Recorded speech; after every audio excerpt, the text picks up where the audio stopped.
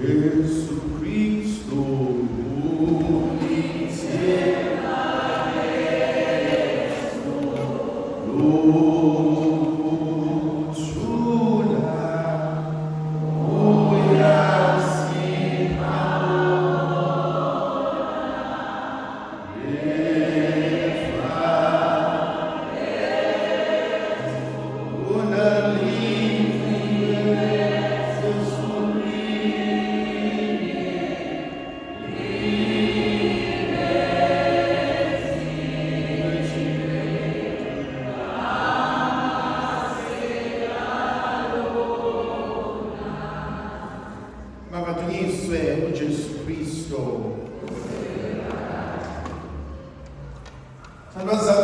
namhlanje kunezinto ezimbalwa engifisa ukuba sizibheke. uJesu is setting his mind, ubhekise amabombo uya eJerusalem. Ngesikhathi ehamba esendleleni ebese kugijima insizwa ecebile izoguqa phambi kwakhe bese imvimba, ebese iyabuza ukuthi Nkosi, ikuphi ekumele ngikwenze ukuba ngamukele umbuso kaNkulunkulu? Okanye ikuphi ekumele ngikwenze ukuba nami ngikwazi ukubalwa nabangcwele bakaNkulunkulu? Zintathu lezinto engifisa ukuzibheka okwamanje. Okokuqala, uJesu usendleleni, khona la ephokophele khona la eya khona empilweni, and therefore umbuzo engiwubuzayo uthi, where are you going in your life? Uyaphi? Impilo yakho ibhekephi?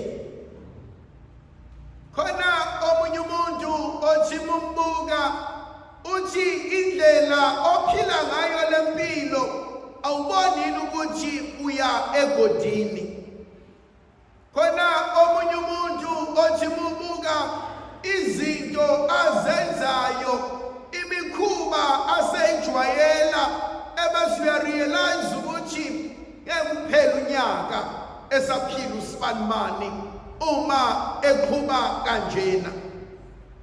Khona omunye umuntu ophuma ngeshodi egcekeni efuqa imoto, ubezwa abantu abadala ukuthi ngeke afike la eyakhona. So khona ezinye izinto empilweni ezibalulekile ekumele siyibuze ukuthi, where am I heading to? Nyaphi?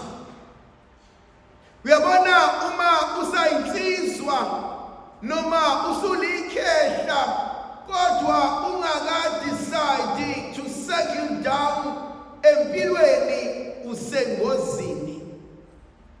Because that means wena usagqogqoma nendlu yonke, that means wena usaletha lonke uhlobo lwabantu empilweni yakho, that means wena akekho umuntu okwazi ukukulawula, akekho umuntu okwazi ukukukhuza, akekho umuntu okwazi ukukuhlalisa phansi. Ayikho into ebuhlungu njengomuntu osebenzayo meseshonile, niyebhenki akashiyanga ngisho isenti kodwa ushika izikweletu nomncwabo uzongcwatshwa abanye abantu, and yet uphile impilo e-impressa wonke umuntu esikhombisa ukuthi unakho konke akaswele lutho. Uma ubuka impilo yakho iyaphi? Uma ubuka umndeni wakho uyaphi? Khona imindeni othi mubuka mangasane kushona usibanibani kulomndeni sekuphelile. Mangasane kuhamba usibanibani bonke bophenyeka izinga.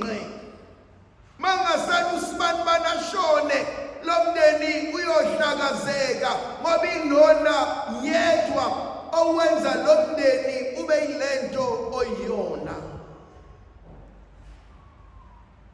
As a couple, niyapi? I think it must be very frustrating ukushada umuntu ongazazi ukuthi niyapi naye.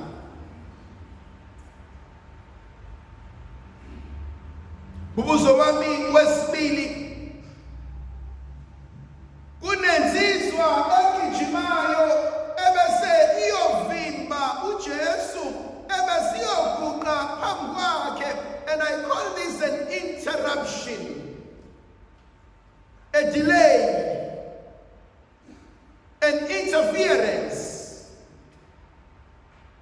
Yini ekuvimbayo ukuthi ngiqhubekele phambili?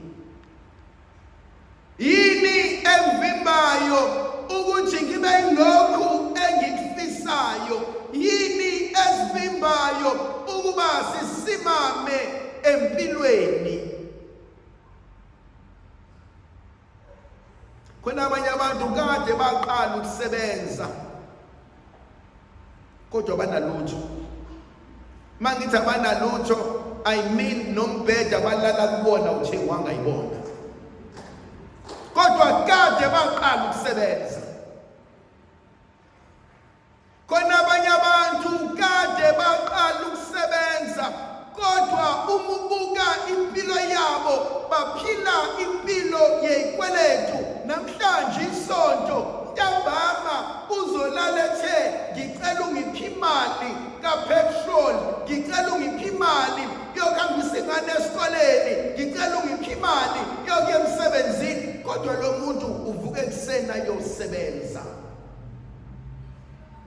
Yini ekuvimbayo? Khona omunye umuntu literally akanamali, akaqamba manga,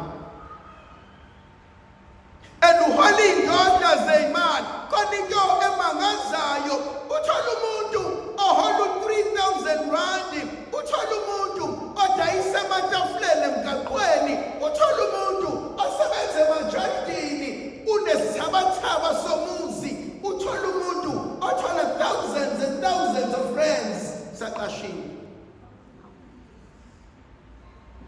Ma ukuthi akahleli kubo, into wrong. Khona into engahlangani. Yini lena ekuvimba ukuthi uqhubekele phambili? Yini lena ecinezela abantwana bakho bonke bafundile kodwa ngeke isho yedwa osebenzayo? Yini lena ecinezela abantwana bakho bonke badakwa utshwala? Khona into engayisho ngelinye ilanga ngathi there is a thin line between a soft life nebulawo. Khona abanye abantu abaxhomayo bathi thina siphuza utshwala babize ngamagama bayibize imali zakhona. Don't think it is a soft life. It possibly could be ibulawo. Khona abanye abantu uya kule mndeni you realize ayikho ingane yakhona ephumelelayo.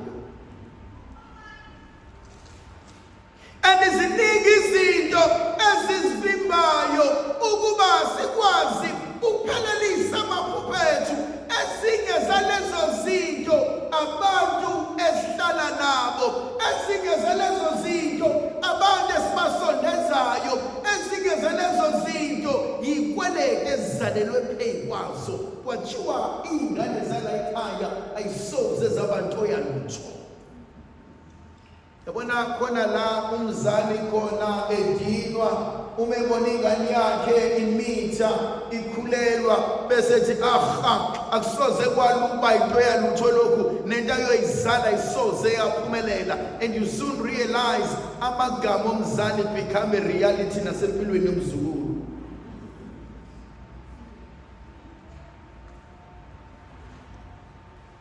Yini ekuvimbayo ukuthi uphumelele? Abanye baqhamuka emakhayeni where they are well off, where they are successful. Uma ephila impilo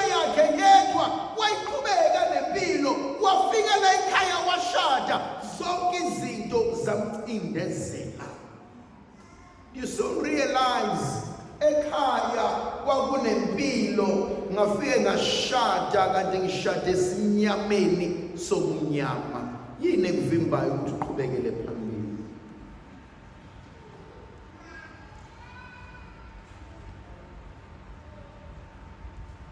Abanye bethu bavinjwe izibopho, abanye bethu bavinjwe iziqalekiso, abanye bethu bavinjwe umncishana, abanye bethu bavinjwe ukusindiswa.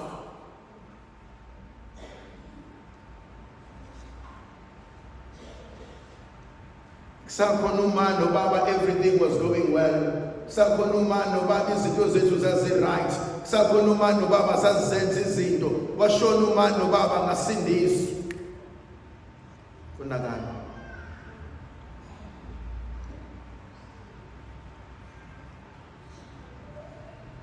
Maybe one of the things abantu kumele bakwenze before you get married, akuhlale nomuntu ozomshada umbuzo ukuthi ekhaya niyaliphila lesiko. Because if bengaliphila isiko kubo neliphila kini, umushisa impepho wena, unkosikazi ephuma ethatha imoto nezingane ehamba, maye kuwena nabantwana bakho sonibona ukuthi nophila impilo njani. uNkulunkulu lo nedlozi bokubukanisa nabantu zohlangana nohlanye ingane nithi ingane ziyagula, ingane ayigulanga zobe iginqaba phansi. Yini engivimbayo uqhubekela phambili? Soba khona umbuzo wesithathu obalulekile, thile insizwa Nkosi kumele ngenze njani? What must I do to inherit eternal life? Now kulo mbuzo lies two more questions. Yini kumele ngiyenze ukuze kwazi ukulungisa izinto ekwenzeni kwami izinto? Maybe there are new attitudes I need to learn. Kodwa mhlawumbe kunezinto nabantu ekumele ngibaxoshe. Kodwa ubalulekile lo mbuzo ukuze kibe ngcono, ukuze simame, ukuze sole kahle kulunge, kumele senze njani? Kuneminye imizi unkosikazi uyakhulelwa bashona abantwana, akhulelwe bashona abantwana, bakhulelwe bashona abantwana. Not ukuthi bashona kanjani, she gives birth to stillborns. Oh, baphile bahlala inyangana bashone till isalukwazi esidala esihlakaniphile sithi makakhulelwa bayomcashisa ekhaboma, bangatsheli umuntu ukuthi ukhulelwe azabelethe akhulise umntwana ngale azabuye ngala esephila. Abantwana bakhe bonke bayaphila ngoba kabazalelanga emzini, sebazalele ekhaboma. Kona abanye bethu every time ufuna ukuba successful izinto ayilungi thina uzubafihlela abantu, then bese ziyalunga